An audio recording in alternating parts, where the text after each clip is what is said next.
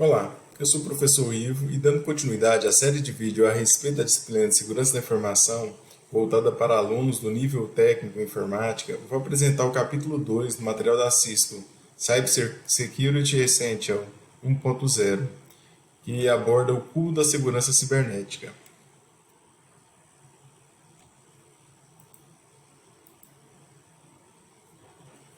Neste capítulo será abordado na seção 2.1 o cubo da segurança cibernética, na seção 2.2 tríade da CIA, na seção 2.3 os estados dos dados, na seção 2.4 as contramedidas de segurança cibernética e na seção 2.5 estrutura de gerenciamento de segurança de TI.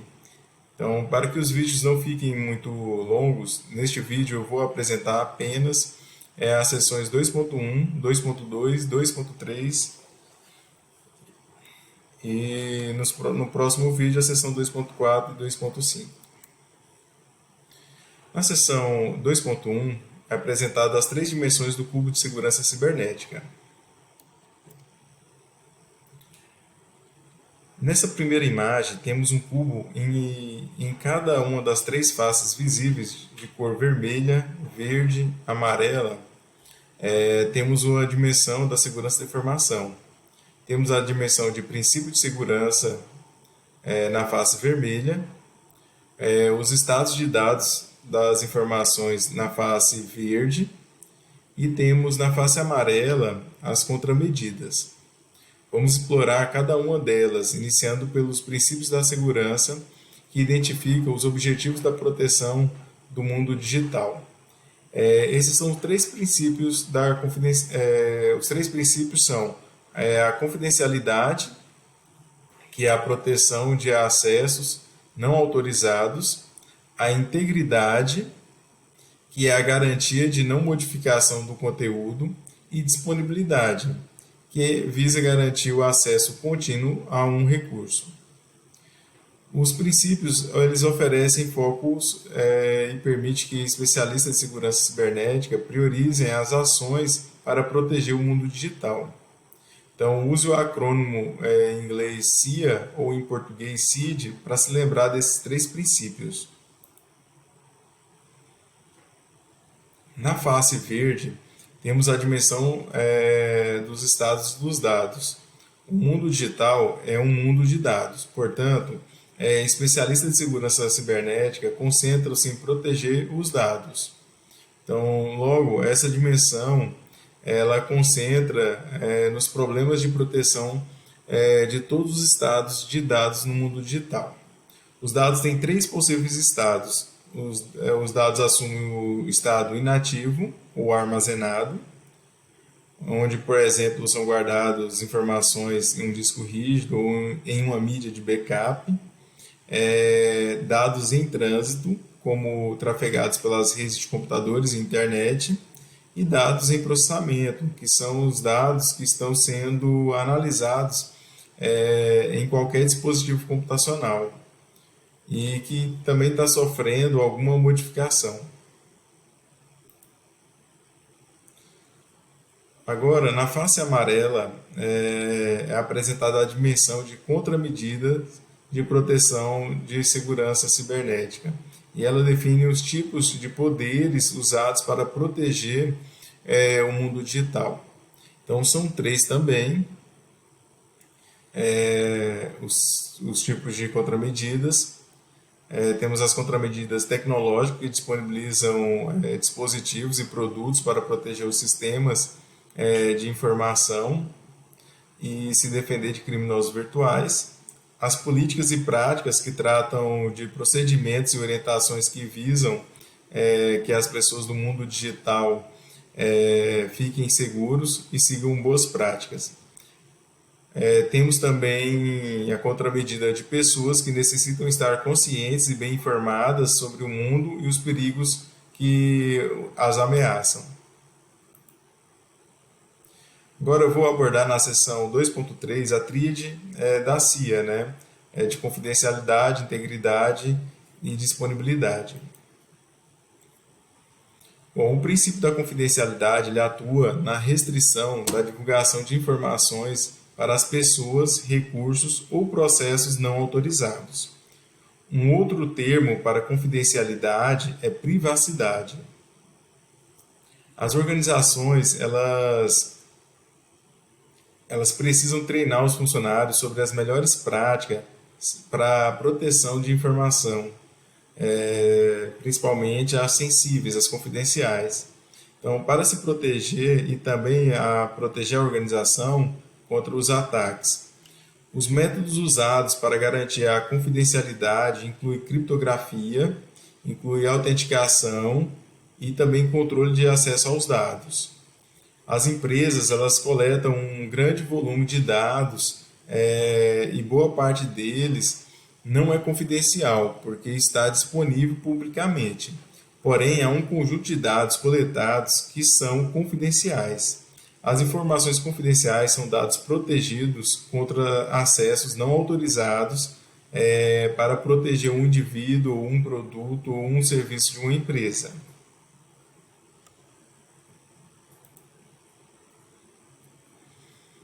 O controle de acesso ele define vários esquemas aí de proteção que impedem o acesso não autorizado a um computador, a uma rede ou a um banco de dados ou a outros recursos de dados. Os conceitos de AAA envolvem três tipos de serviços de segurança: a autenticação, a autorização e a CAUT, que é a contabilidade. A autenticação ela verifica a identidade de um usuário para evitar o acesso não autorizado. Os usuários provam sua identidade com um nome de usuário ou identificação. A autenticação ela pode estar ligada a algo que você sabe, como as senhas, os pins ou as chaves.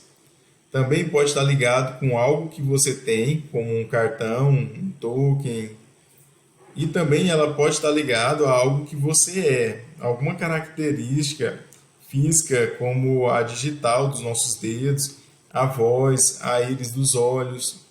Então, geralmente, os sistemas de autenticação utilizam dois ou mais métodos hoje para resguardar a proteção de acesso. Então, se você vai num banco, você tem o cartão, você tem as senhas de letras, você tem a senha numérica, às vezes biometria também. Tudo isso para proteger um acesso contra pessoas não autorizadas. Já os serviços de autorização, eles determinam quais recursos os usuários podem acessar, além das operações que ele pode executar. Então, a autorização também pode controlar quando o usuário tem acesso a um recurso específico.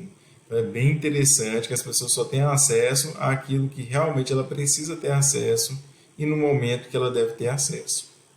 O account, contabilidade, ele acompanha o que os usuários fazem, inclusive o que acessam, a quantidade de tempo que acessam os recursos e as alterações que foram realizadas pelo usuário.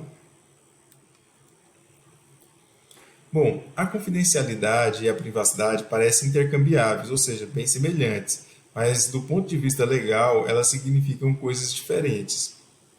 A maioria dos dados de privacidade são confidenciais, mas nem todos os dados confidenciais eles são privados.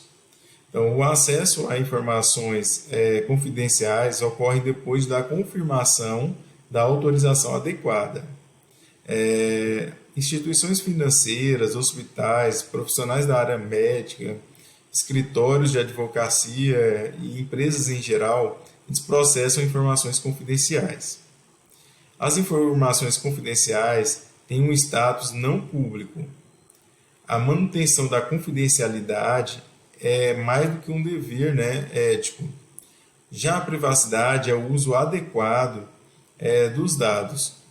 Quando coletam informações fornecidas pelos clientes ou funcionários, as empresas devem usar esses dados apenas para a finalidade a que foi designada.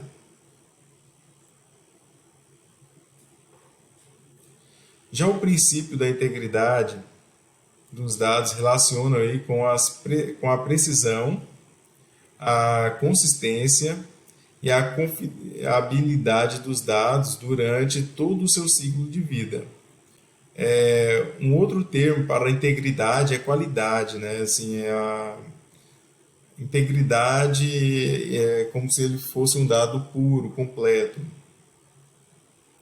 Bom, os métodos usados para garantir a integridade dos dados incluem aí o hashing, então algoritmos aí para criar um resumo de verificação de integridade.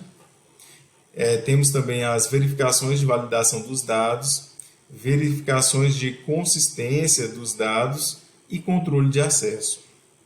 A necessidade de integridade de dados varia de acordo com a maneira como a empresa usa esses dados. Por exemplo, o Facebook não verifica os dados que os usuários publicam em um perfil. Já um banco ou organização financeira, ele atribui aí uma importância mais alta para a integridade dos dados. Bem mais fidedigno, mais detalhado que o Facebook, no caso. Então, as transações e as contas de clientes, elas devem ser precisas. A proteção da integridade dos dados é um desafio constante para a maioria das empresas. A perda da integridade dos dados pode tornar um recurso de dados inteiro não confiável ou inutilizável. A verificação de integridade é uma forma de medir a consistência de uma coleta de dados, um arquivo, uma foto ou um registro. A verificação da integridade realiza um processo chamado de função hash para tirar um retrato, né, um resumo dos dados em um momento específico, para que posteriormente ele seja comparado. A disponibilidade dos dados é princípio usado para descrever a necessidade de manter a acessibilidade dos sistemas e serviços de informação. Isso o tempo todo. Ataques cibernéticos e falhas do sistema podem impedir o acesso a sistemas e a serviços de informação. Então, isso é algo sério. Os métodos usados para garantir a disponibilidade integram aí, englobam a redundância dos sistemas de backup, maior resiliência do sistema, manutenção dos equipamentos para que não haja falha inesperada, sistemas operacionais e software atualizados e plano de recuperação rápida de desastres não previstos.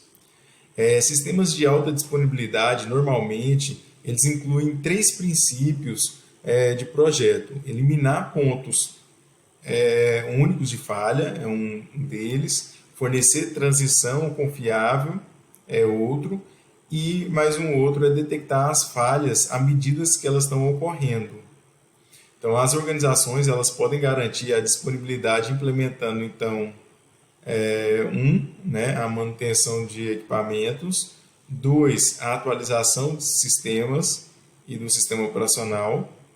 Quando a gente fala sistema, a gente fala dos aplicativos. 3, os bancos de dados os backups de testes. 4, o plano de desastre. 5, a implementação de novas tecnologias. 6, o monitoramento de atividades em comum. E 7, aí, o teste para verificar a disponibilidade. Agora eu vou abordar os dados da seção 2.3, os estados dos dados, que é mais uma dimensão aí do cubo de segurança cibernética. Então, os dados inativos ou armazenados são dados em repousos. Os dados em repouso significa que um tipo de dispositivo de armazenamento está retendo os dados quando nenhum usuário ou processos estão utilizando ele. Um dispositivo de armazenamento ele pode ser local, né, um dispositivo de computação, ou centralizado dentro de uma rede. Existem várias opções aí de armazenamento de dados. Temos armazenamento diretamente conectado, que é o DAS, que é um armazenamento conectado a um computador, um disco rígido ou um drive USB e flash, né? Um exemplo aí do pendrive.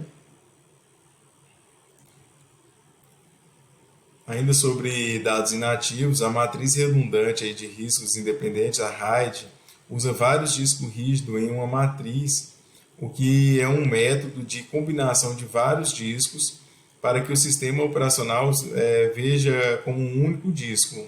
Então, através dessa tecnologia RAID, eu consigo concatenar vários discos aí para fornecer uma visão para o sistema operacional como se fosse um. Eu garanto, em algumas situações, a redundância então, de informação do sistema operacional protegido aí contra alguma falha, algum dano que pode ocorrer no HD. A RAID então oferece, né, melhor desempenho e tolerância a falhas.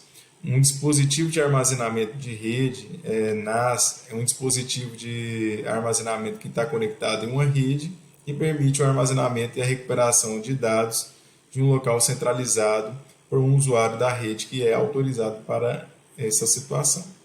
Os dispositivos NAS eles são flexíveis e escaláveis, ou seja, os administradores eles podem aumentar a capacidade conforme a necessidade. Uma arquitetura de rede da área de armazenamento, uma SAN, é um sistema de armazenamento na rede.